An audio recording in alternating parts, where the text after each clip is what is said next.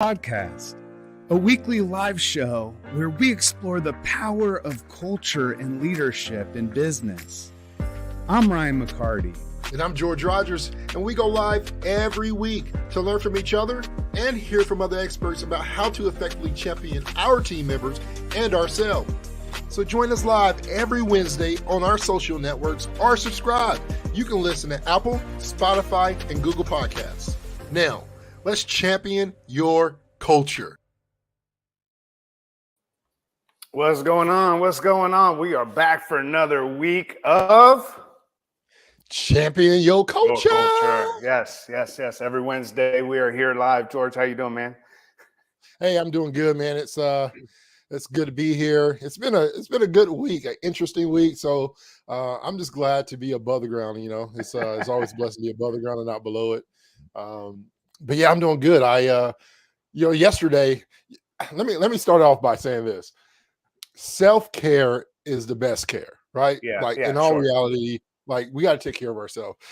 Yesterday, I went to the barbershop and got my whiskers and everything changed, trimmed up, got my hair cut, fresh fade. I'm fresh, real fresh. And man, I know they talk to you. There's moments where he's like, self-care, you take care of yourself, you just feel different. When I walked out of there, man, and I was going to my car, I just felt like a confidence. As soon as I stepped over the threshold, I felt just a power of confidence come over me, like I can do anything at that moment. I was demoralized though. Yeah, but when I got in my car, I realized this one thing. I got one issue. So, a few years ago, about 2 or 3 years ago, I had my first gray hair. It just popped up right here on my lip. And at first I just thought it was a crumb. And I went through a tragic moment. It was trauma. I was traumatized. And then it popped up here. That's the beginning of a midlife crisis right there, That's the beginning of it, I know that I'm officially an OG now. I know this because I realized when I sat in my car that my barber was putting clippers in my nose. I found that nose whiskers, bro. I'm like, that's the funniest thing ever, because I was looking at mine this morning. I was about to say, when I feel confidence when I get my back shaved. When I get my back hair cut, man, I feel like $1 million.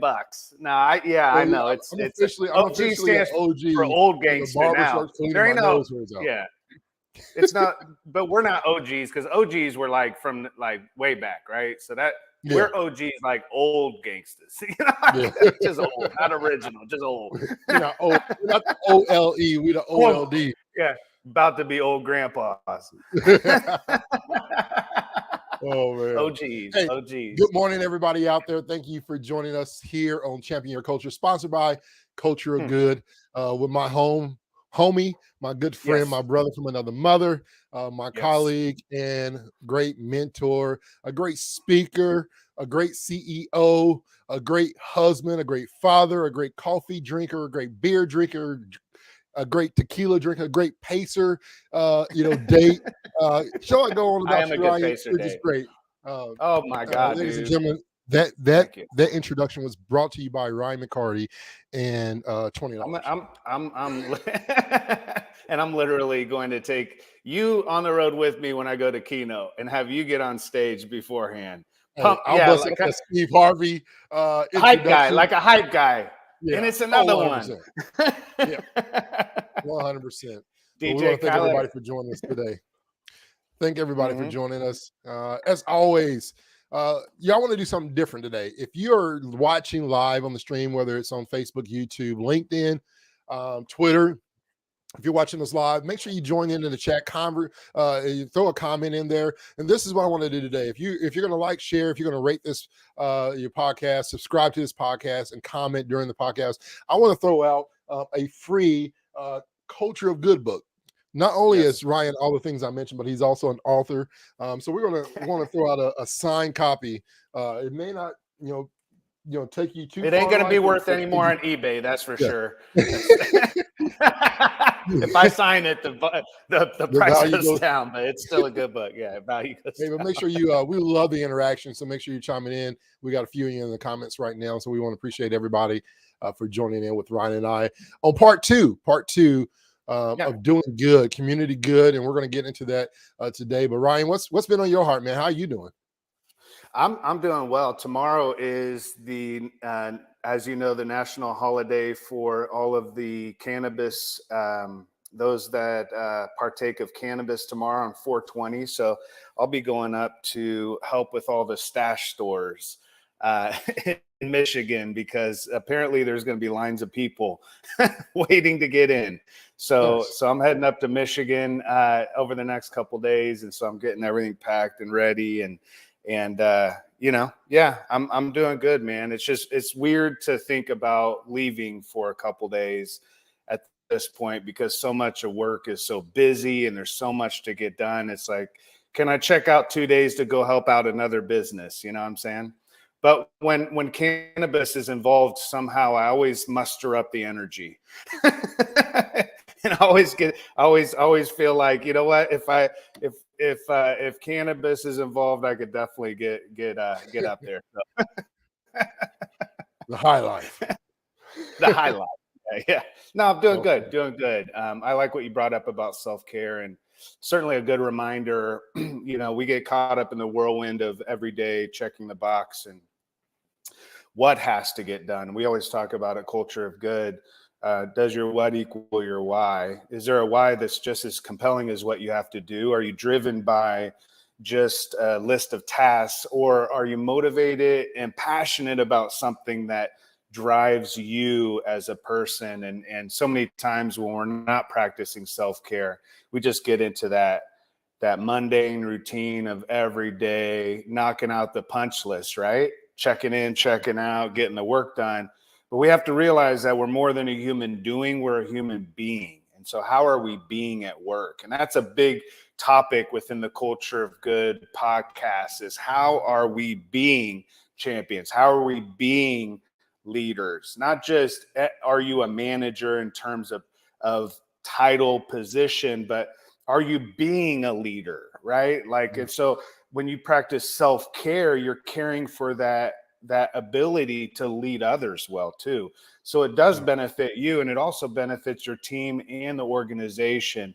You know, there's been times, George, where we just grabbed hands and just meditated or took a few deep breaths before we spoke together or did a podcast, or, you know, any of those things. And so it's really important to really set your heart and your mind and your intention on what kind of day you want to have. You know, we're kicking the day off here with so many people that are jumping on with us. And I just want to encourage everyone to take a moment, not during the podcast, after the podcast, to take a moment, maybe a couple minutes, just to sit and take some deep breaths. You know, look up the concept of box breathing and do that 4-4-4-4 breath just a few times before you go into that meeting, you know, before you have that conversation. We have a lot of people that are in HR, and you're taking care of everybody else. How are you taking care of yourself, you know? Yeah. So yeah, it's good, man. Yeah, we definitely have to take care of ourselves. And we talk a lot about that in the whole self-leadership aspect of things, that before you can lead somebody else, you got to lead yourself, and all those things that you do. And, you know, one of those first steps and healthy steps is, like you said, self-care. So it's important, man. I like a mani and pedi every once in a while. I don't care what anybody says or what anybody says about the manhood. I love it. Dude, there ain't nothing. There are things that are greater than, you know, a foot rub and a hand rub, but there's nothing greater than a fresh haircut and a mani-pedi to relax you, and get a massage. Get a massage at least once every other month, even if it's not monthly, if it's not in your budget, once a quarter. But just to relax, man, it's important. As a matter of fact, I'm going to book me a massage. I'm going to book me a massage. Actually, I'm going to do it next month while I'm traveling. That sounds just great. Relax. Yeah, that sounds wonderful. Great. So, well, you like to do good, next month my calendar is packed, so you may have to wait till the month after. I'm kidding. What'd you say? I said I heard you like to do good. I was, you know, transition that smooth. Oh yeah. Oh, okay. This is a real smooth. This is like that transition. That lead in was like a really bad stand-up comedy act. Yeah. I hear you like to do good. Yeah. As a matter of fact, George, I do like to do good because it's so transformative in our business. Yeah. I love the lead in. But yeah, honestly, we talk about the difference between transactional leadership and transformative leadership, and how much of life is a give and take. And we understand that there's a trade-off. We go to work, we're bartering essentially. I'll give you my time, you give me some money for it, right? I give you my skills, you give me some more money for it, right? I give you loyalty, longevity within your business. You in turn will turn my job into a career and give me a title. Awesome. So we're still bartering. We're still doing this give and take. Then all of a sudden a leader moves into our life that cares about us. And it's not so much about they care about us because the more they care, the more we're productive and the more we make money or success for the business. They care about us because they're one of those kind of leaders that actually do care. And when we have that transformative type leadership, those type of opportunities lead into what we're talking about today. And that is, how are we within our business, within the organization that we lead, how are we leveraging that business within our local community to have a transformative impact? Where we do business, we do good, right? And when we think about good, we have to think of it outside of the context of simply just every once in a while having some type of outreach event. Today, we're talking about doing good well. There's a difference because you can do good and you can do good well. You can do good in the sense of giving back, having an opportunity to care for employees. Employees can give back to the community. Maybe it's, you do a walk for cancer, or you collect, canned goods and donate it to a local food bank, or whatever it is. There's all kinds of opportunities out there. We understand it's volunteerism, philanthropy.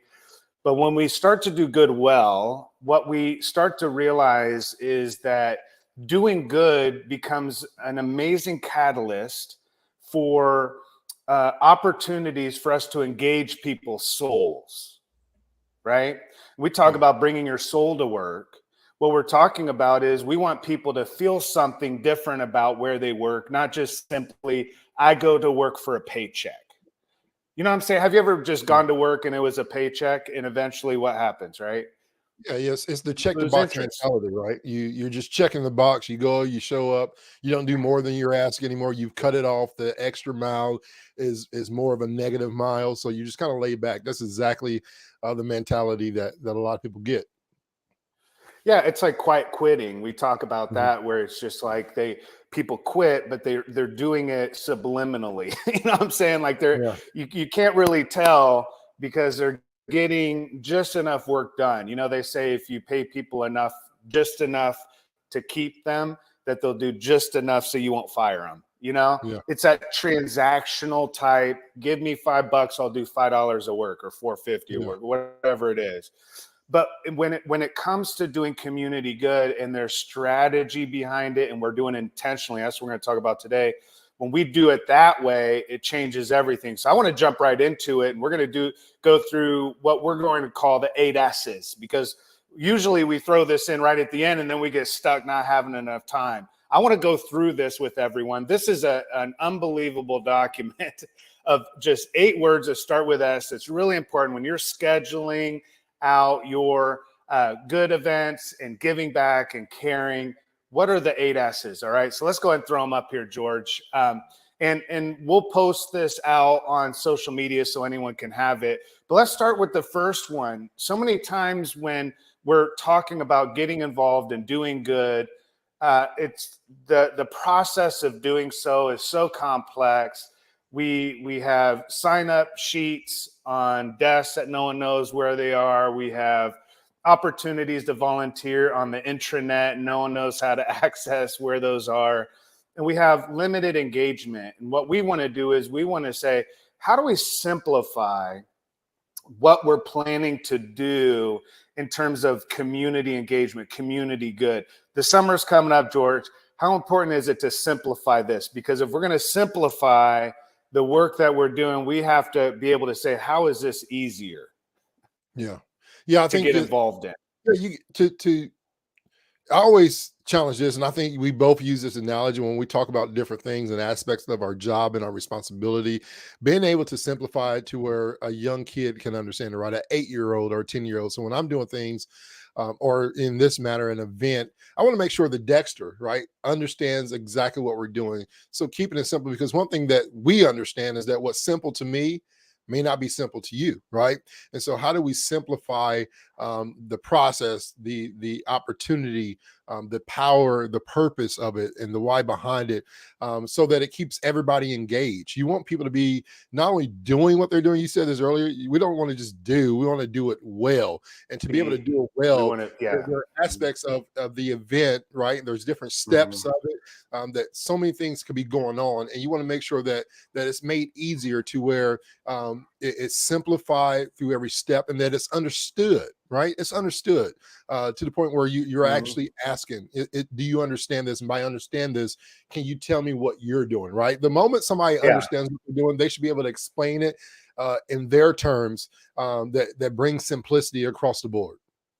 Yeah, I think when we're thinking about launching anything in our business, we have to raise awareness. And if we don't have clear communication, if we don't understand how to engage our stakeholders, when we simplify things, I remember back when we did our first big backpack giveaway, I had never done anything to that extent and scale, and we're getting into scalability here in a moment, but I didn't know how complex that opportunity. We gave away 60,000 backpacks. We had pallets of backpacks showing up at our business, and really didn't have a strategic plan in terms of how that event was going to roll out, how we were going to get the backpacks to the stores.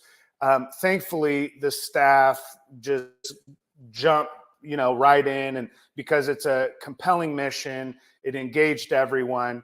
And to say that you can get it right the first time is not how it's going to work. So I just want to take a moment and pause and say, as we're going through these are the 8 S's that came out of experiences that we had with doing major events. The smaller the event, the more simple you can make the event.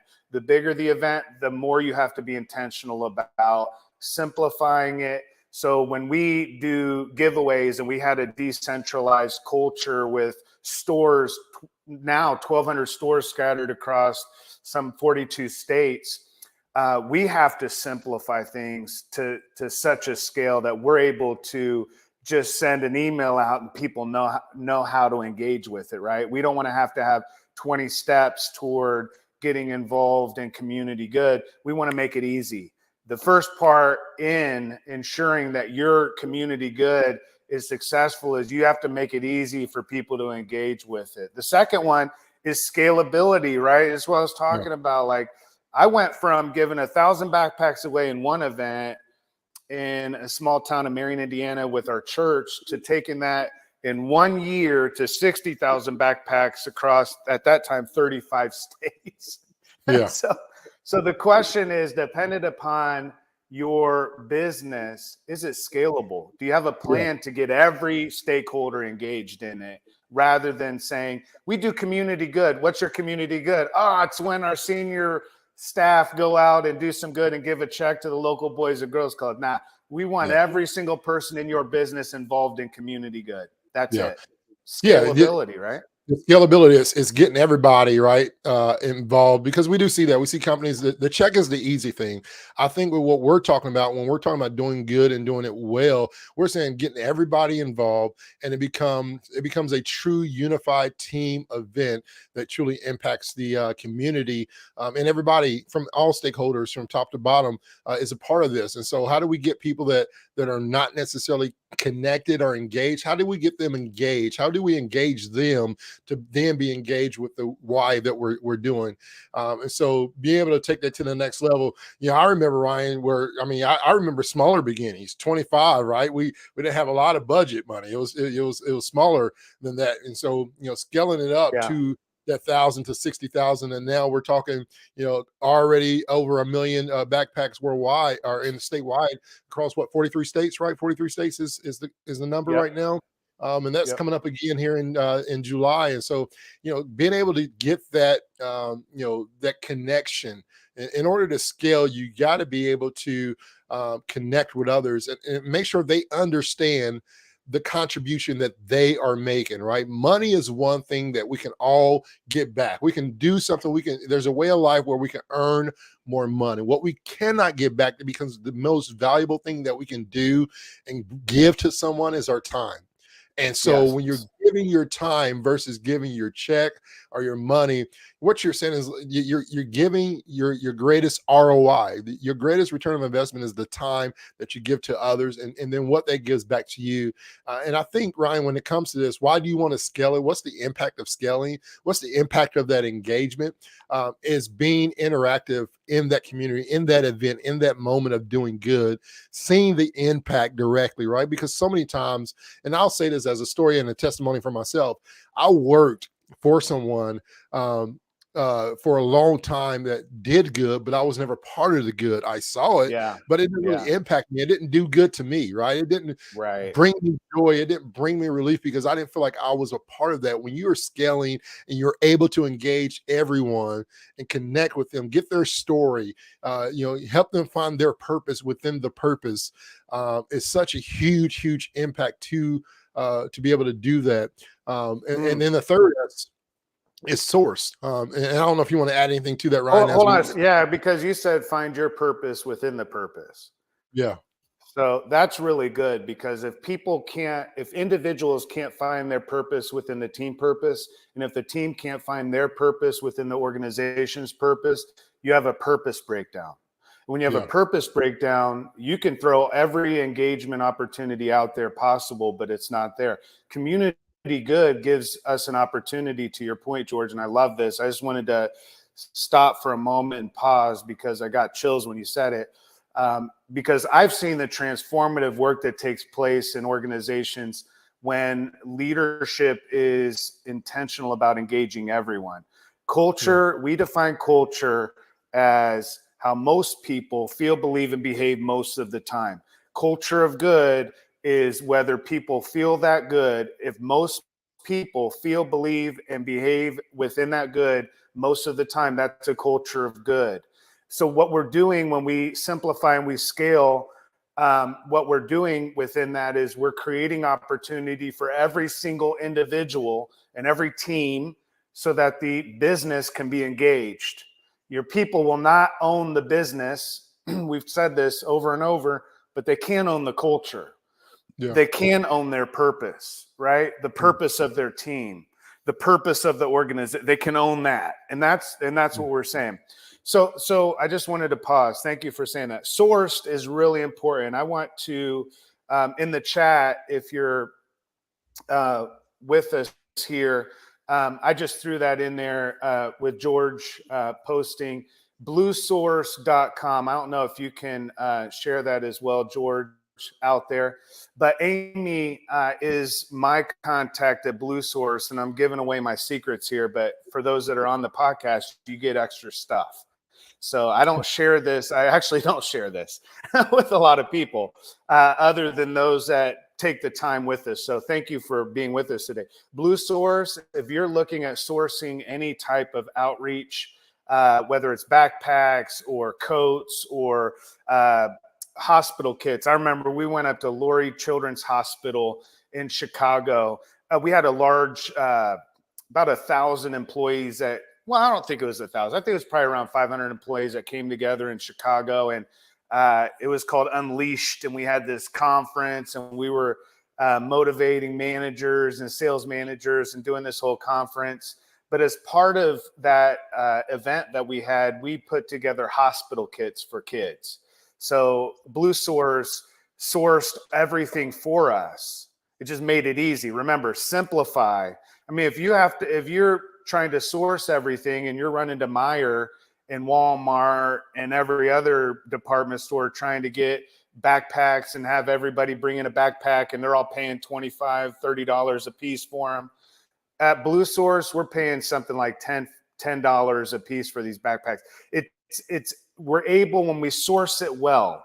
So I just want to say, what items are needed for the event and have they been ordered? What is our plan for ordering? I would say part of your plan, if it's substantial enough and you need some or could use some help, BlueSource is a really, really great opportunity. Reach out to Amy there And she's wonderful. She's been from day one, brother. She was the first backpack giveaway, how we sourced it from day one. Amy's amazing. So I just want to throw that out there. Source. Is there anything else that you have for Sourced, or we want to move on to actually, you know what? Let's take a break because let's see, that's 3, 4. We have a few more. Do you want to run through the rest? Let's go through. Yeah, let's go ahead and just hit schedule. The next one's scheduled, right? And so once you source, you have the items that are needed for the event. They've been ordered. And you have that plan in order. You have somebody, right, that's championing that section of it. Then you want to get things scheduled, right? You want to be able to pick the dates and the time. It's our belief, right? We've done this for 20 plus years. It's what we do as far as community events. I don't want to say we're masters at it, but I would say we're gurus. We've been through enough failures. I am an expert on events. We are experts. Yeah.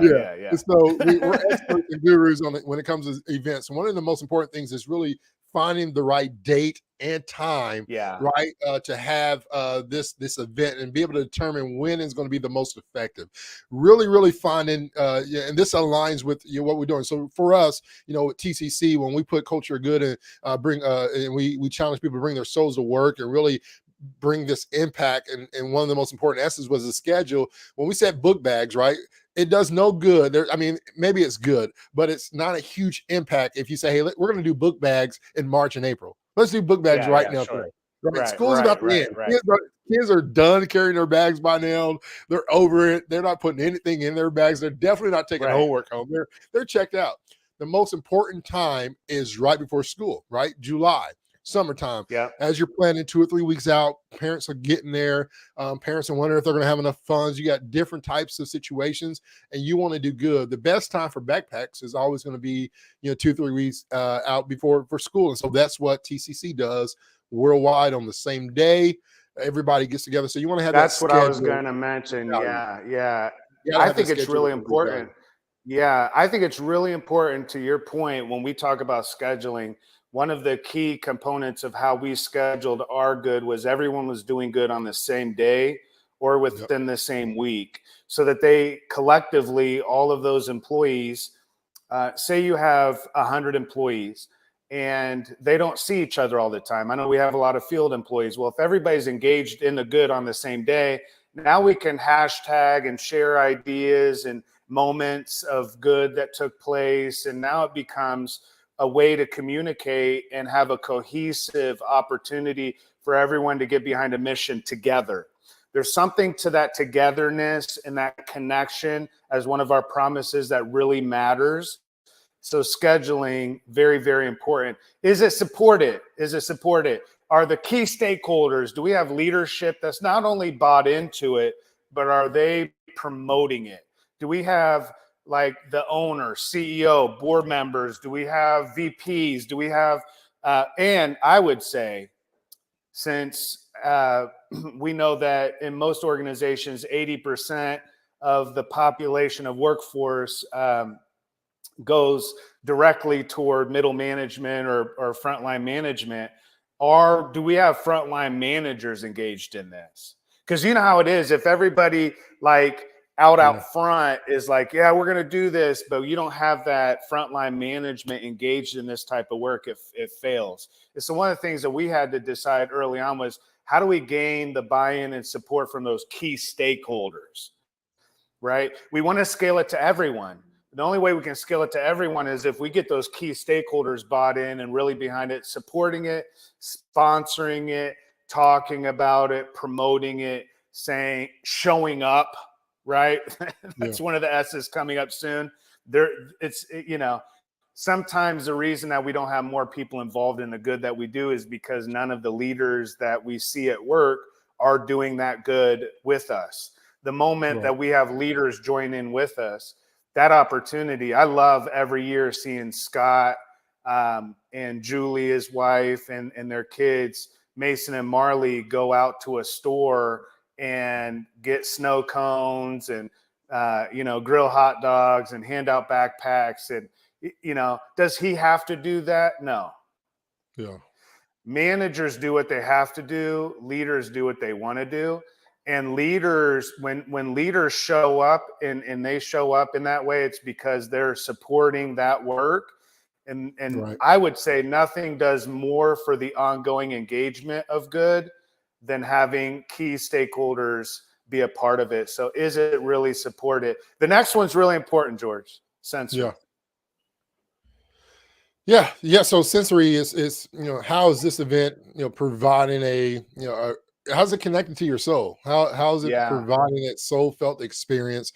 How is it going to really connect with others? How's it going to connect with those who are coming across, right? Who's coming through that line, who's coming to get whatever you're sourcing out, whatever you're providing.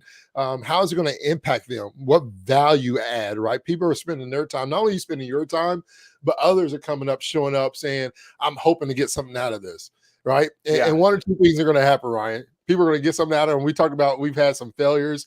We have some great success when it comes to doing these events. But the worst thing is that people show up and they're let down, right? You want to make sure that there's something to truly connect. And part of that is with your storytelling and really, making sure that what you're providing, what you're showing up with is meeting the actual need of those people that you're reaching out to, your stakeholders, your community, knowing the heartbeat of what's needed right now for them and what you're providing, and make sure they understand what you have there so that there is a true soul connection. You want to make an impact, and not an impact necessarily to be seen or to say, man, look what we did, but I want to bring value. This whole doing good and doing good well is saying, I want to add the biggest value I can to impact and to change a life and be that change that I want to see in the world at that particular moment. When we talk about employee engagement, I like to talk about it in terms of employee fulfillment.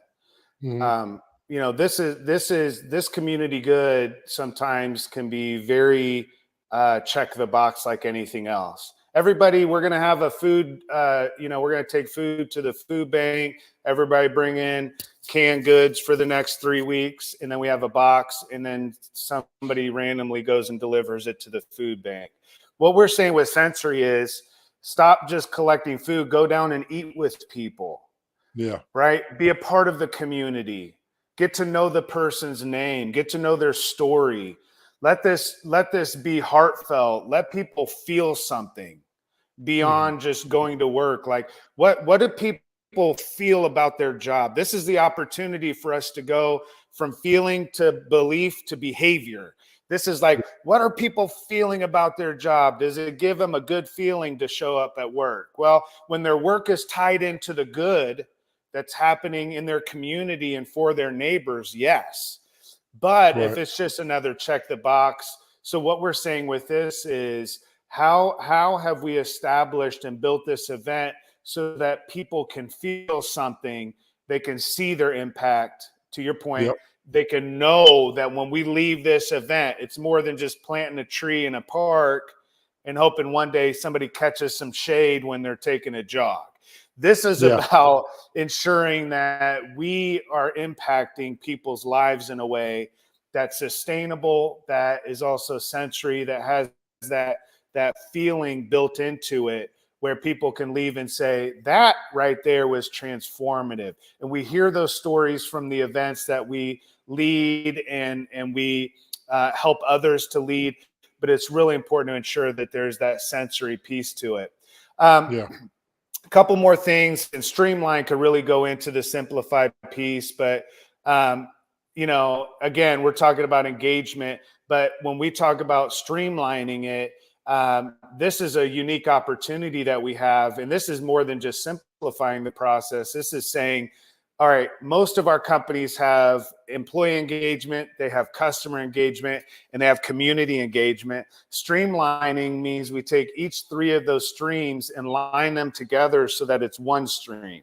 Yeah. So now we have one engagement effort that takes place. So we're inviting our customers to join us in doing good.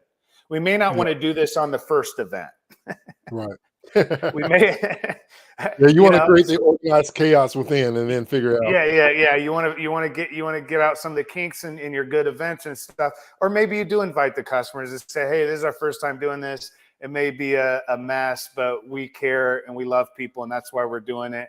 but it's really important to streamline those efforts. And this is a key, I believe, to ensuring that all of your efforts with community good are really getting the impact that you want, not just for the community, but also for those that are getting involved in it, and also your customers. Many times we ask customers to get, round up their dollar, or maybe we ask a customer to, share the story, the good that we're doing, or whatever it is, or maybe our customer engagement is like telling them the good that we do.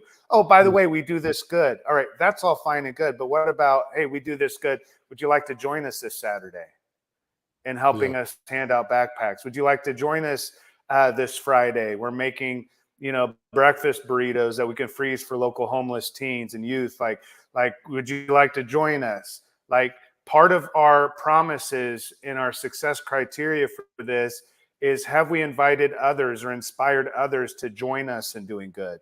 To streamline it means we have our employees, our customers, and our community engagement happening all within this one engagement stream, which is really powerful. And lastly, and certainly not least, we got to give a shout out to our colleague Shannon, who's part of the Culture Good team, who brings it every single time she talks about doing good, doing anything. As leaders, you have to what? Show up. Show up. That's it. You got to show up. You got to be there. And this, Ryan, I want to talk about it this way, because people are physically there, right? I've shown up for things, but I didn't want to be there. When we're talking about showing up, we're talking about you show up truly, right? Showing up to be an impact, to be engaged. We use that word a lot in a lot of these 8 S's. Is the key for this is really be engaged. How are you going to engage with these people? How are you fulfilling, not only being fulfilled by giving back, but how are you help fulfilling others, giving them a sense of purpose, giving them a sense of enjoyment, giving them a sense of relief, showing up for them in their moment of need, whatever the event may be, right? For us, the backpack giveaway is a way to give back, help ease from a financial situation, be able to provide school supplies to families in needs. And there's a lot of add-ons. It's continued to grow, right? Just not just a book bag, but there's so many other things that go with the event now. It's become a big thing that there's things that's added to it within the community. Other people are partnering with TCs to make it even bigger. Involved. Schools are involved now. Other businesses. I know that when we had our retail stores up in Fort Wayne and Angola area, for those TCC stores, we brought a bunch of water, right? We bought water and donated for the event. And so that was something that we did to connect with TCC while they were doing good. And so showing up, being there more than just being there, right? Yeah. So it's important to really show up, and how we as a team, how I as an individual, we stay present in that moment, that we stay present in that opportunity that may be given, that we're there with a smile, we're there encouraging those who are in the line and trying to be of value and an impact to them.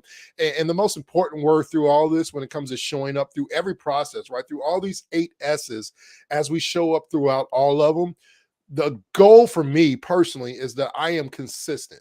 I'm consistent from the first meeting that I say, hey, this is what we're thinking about doing to the leadership team. Hey, this is what we're thinking about doing to our department leaders. This is what we're thinking about doing to our frontline leaders, right? Everybody on our team understands the consistent story, the consistent passion and empathy that we have towards the calls that we're putting forward, that we're going to schedule, because it matters.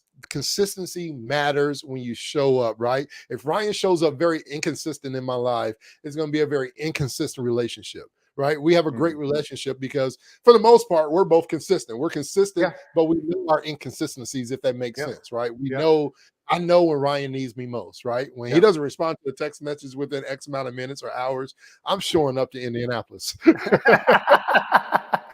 got that right. You're sending in a search squad. Yeah, I do want to end with this, because Kenneth brought up a really good point. Having a relatable story or event in your life that connects to the audience, company, community. Wonderful, wonderful point. The way that when I transition out of nonprofit work into for profit and launched this culture of good, The reason that people connected to the movement is because they connected to the moment. And the moment was filled with me doing exactly what Kenneth is talking about, being vulnerable. When I got up in front of employees that had never had a leader be as vulnerable in a moment, and I shared this story of being 6 and losing my mom to suicide, and my dad having a drug addiction to heroin, and how important it is to me that I live my life in a way that impacts kids like I was, right? Yeah. Because I was there, and I know what it feels like to have a broken family. I know what it feels like to have to, to watch my dad put blankets up on the doorways in the kitchen and turn on the oven, and so we slept on the floor in the kitchen so we could stay warm in the winter. I understand what that reality is, and it's in me, right? And so when I go to do good, that's my why. And when you're vulnerable as a leader, it opens up opportunities for others to consider, oh, that's why I should want to get involved, because that's what I went through, or I went through this over here. Our stories are all different, but we all have this story, and people connect to a movement when they connect to a moment. And it's really important that we create that moment for people to connect to, right? And be vulnerable as a leader. Discover not only your why, but listen to other people's why. Listen to why they're passionate about getting involved. Let them tell their story. And when you do, all of a sudden, the story that's being written is everybody's. It's not just the company saying, we want to go do good. Please come involve yourself. No, let's write a story together. Let's create a narrative where our business and our lives are a force for good, and this is why we're going to do it. Not because it's a check the box. It's because I understand what it feels like to hurt. I understand what it feels like not to have food, or whatever it is. We had an employee that no one knew they had gotten hired and put in a false address or a past address, but they lived in their car for a few weeks while they started their job until they could get a paycheck. And none of the employees knew until someone caught them. And that team got behind that employee and supported her through a transition to get a house. And then she went on to impact the homeless teens in the community through the business. See, now you've got more than an employee or a cog in the wheel. You've got a movement of people that know their why. And because of that, you have a business that knows its why. And when you follow these 8 S's, you can really have a movement that impacts not only your employees, not only your customers, not only your community, but all at once.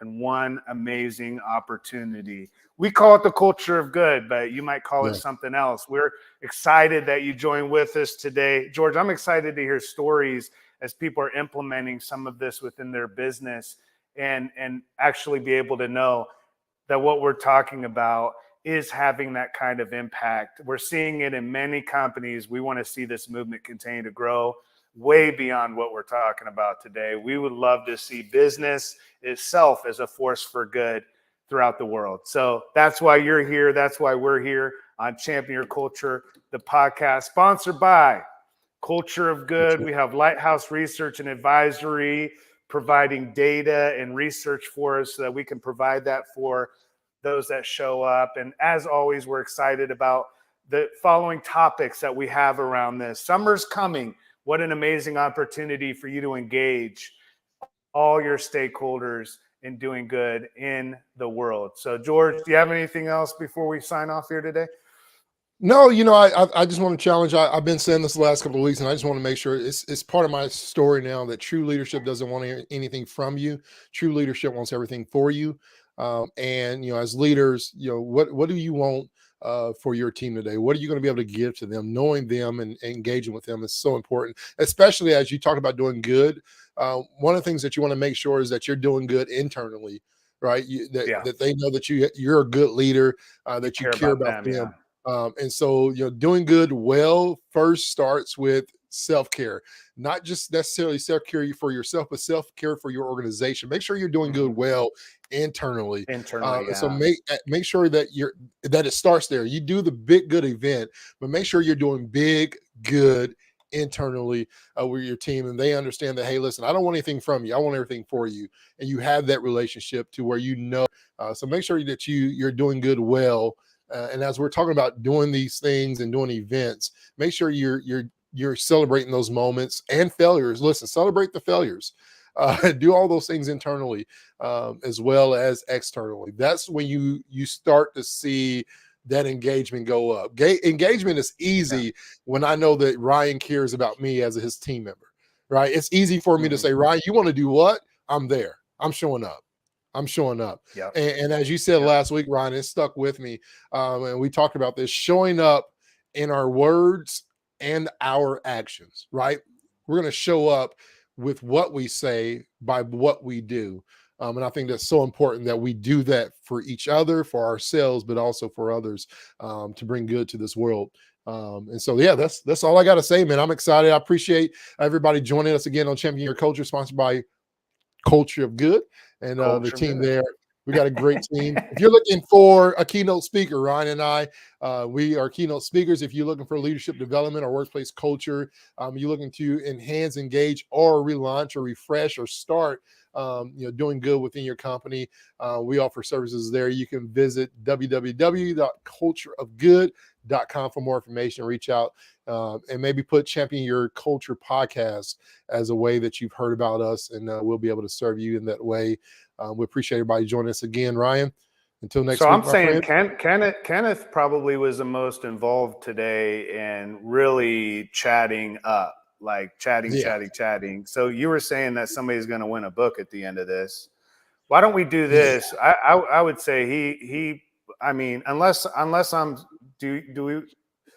Definitely, he's got to win at least a book and a shirt or something. Yeah. I got to send. We got Angie on Facebook that's been commenting as well. She was there with us from the start this morning. So shout out to Ms. Angie, I believe out in Bloomington, Indiana area, joining us. And so appreciate the support there. So maybe we get 2 books, or maybe we do a book and a shirt. Let's do that. Let's do that. Let's do a book and a shirt for both Angie and Kenneth. If you can reach out to George at culturegood.com. We'll get that sent out to you. We'll send you one of the newer gray shirts. We got the new gray shirt in a book. And thank you so much for joining with us today. We really appreciate the opportunity to come onto this show every single week and provide content that we believe can be transformative to our lives, our team, and our organization. So, George, can't wait to talk to you next week. I'm sure I'll talk to you before then. But we want to give a shout out and thank everyone for joining with us today on Champion Your Culture.